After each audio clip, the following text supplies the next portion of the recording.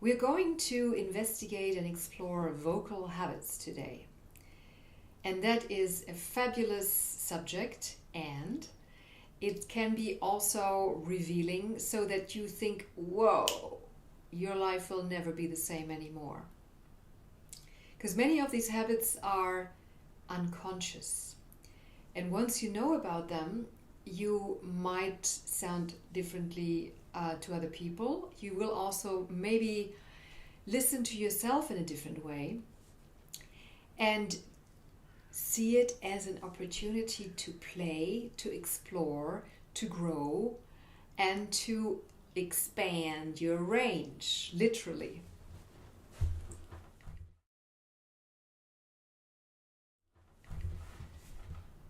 Let's start. I have a whole list of different components, and we're going to go one by one. First is your face. Your face is also very involved into speaking. When you are expressive in the face and you are really imagining what you say, it will sound more engaged than when your face is not moving at all and you're just speaking something like it sounds much more flat like that. Your lips. When you smile, your lips are obviously open. When you are tense, sometimes the lips go like that, so that you close, and when you close your lips, the sound is like eaten back. When there is tension, and I have observed that with many people, sometimes it can happen that they go to... So everything here contracts. And as I've been doing it now, I take a deep breath, because when you do that, you can release, and you can also release that whole area here.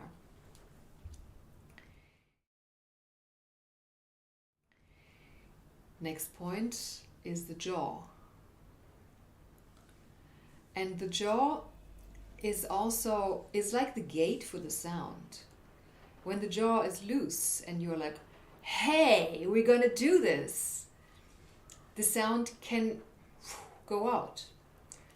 When I lock my jaw like that and I don't move my lips much and I speak through the teeth, the sound is very constricted. And it's also harder to listen to. You might maybe think, oh, it's exaggerated, but I've spoken to some people, and even it can be family habits. Or you had jaw surgery, and because your body memory still remembers that you couldn't move your jaw, it can carry on like that. So the remedy is to relax your jaw, notice how it can move, and we're going to also explore that in the vocal exercises. This is just your throat, your vocal cords. The vocal cords here they are your instrument. And they can be also very sensitive towards stress, towards the weather, and also towards how you carry yourself, your posture. You shift a little bit so you can see that, especially when you work a lot on the computer, and it happens even to me regularly. If you go in like this, and I go over, you're out of alignment, and the vocal cords, they get strained here. And when you do that, the voice can become more gravelly because of the strain here of the vocal cords.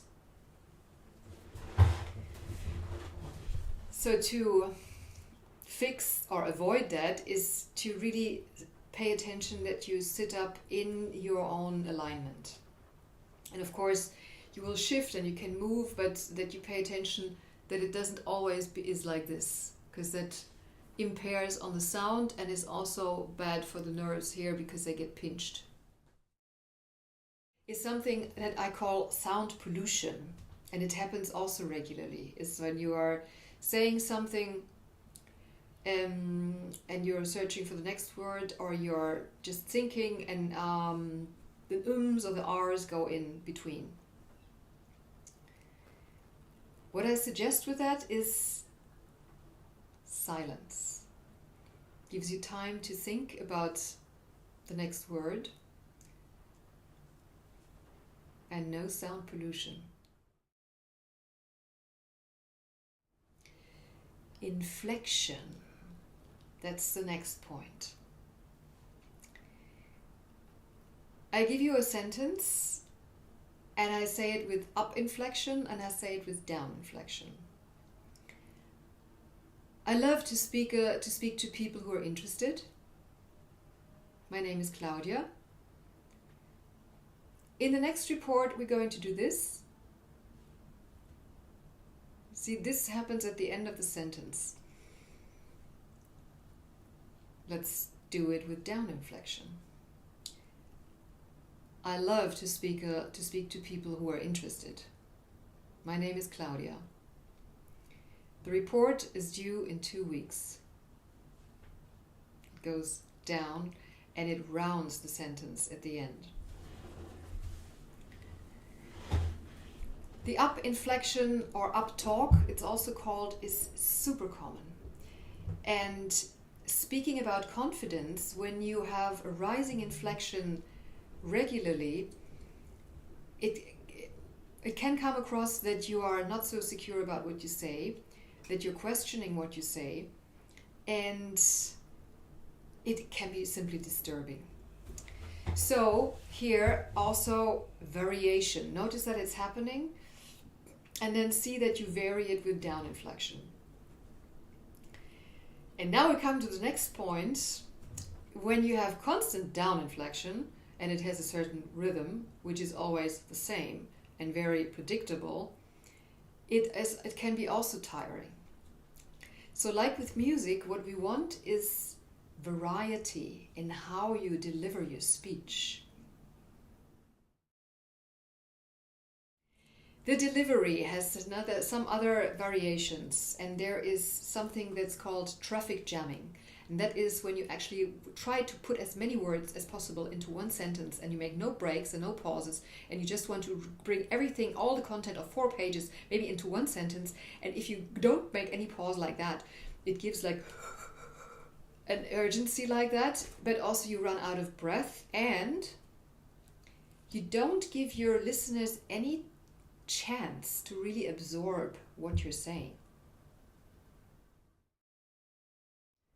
Then there is a way that's called staccato delivery, which is like that. If you are like totally saying like this, or I say, I love to speak to people who are interested.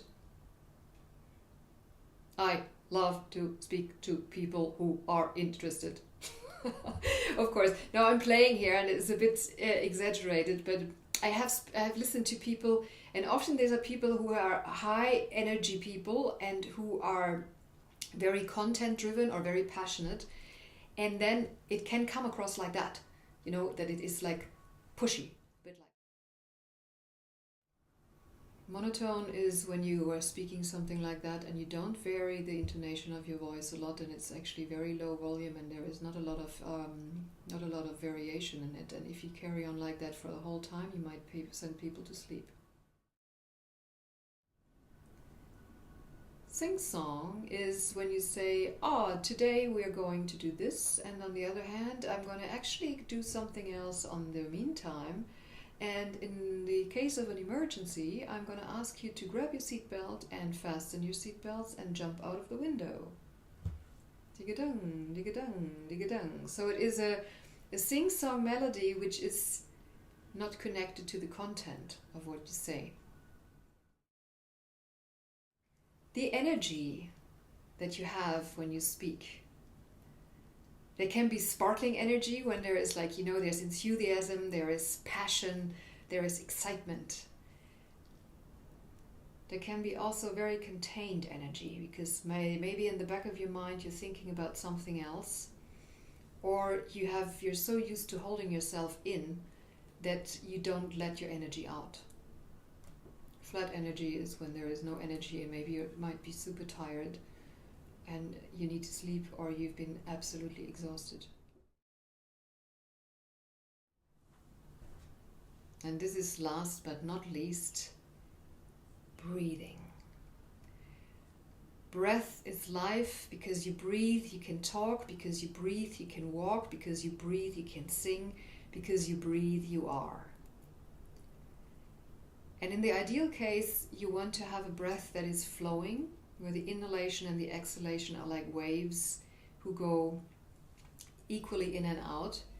But also here, because life is happening and emotions are happening or stress is happening, very often the breath is disturbed, and also that impacts on your speech and also on your energy and also on how you're being perceived.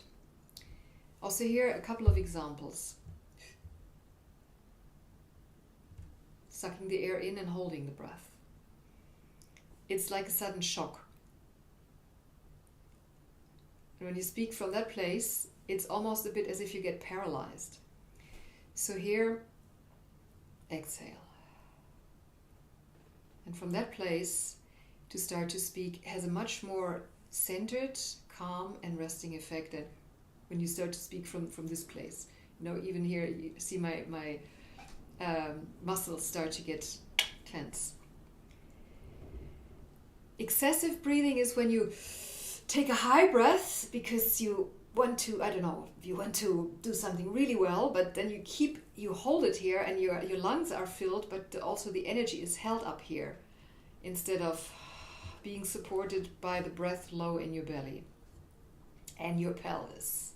So also here, that pelvic grounding and the pelvic breathing is very supportive.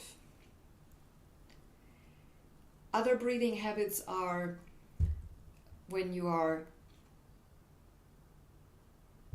having the ends of your lips together, or when you hold the breath, or you say something and you immediately take it back. Okay, so let's take the same sentence here again. I love to speak to people who are interested. I love to speak to people who are interested. And you leave actually your lips and your breathing open, because then the flow can happen. So there are, as you see, many different variations. And like I mentioned in the beginning, let that be fuel for exploration and play. And don't let yourself be stopped or become too critical. I'm very critical of myself. I know that, and because I know it, I can embrace it, and I also can say like, yeah, okay, here we are again. The good thing about that is, it is a fuel to do things well. But don't let that get into the way that you let yourself be stopped, for instance, from trying something new, or also sending out something where you think, oh, of course it could be better, but it's good enough, so go for it. And it is an inspiration to practice, to do things again in a way of like, look, here it was like this, let's try one thing different the other time and explore that, and then see what shifts. I hope you enjoy the exploration.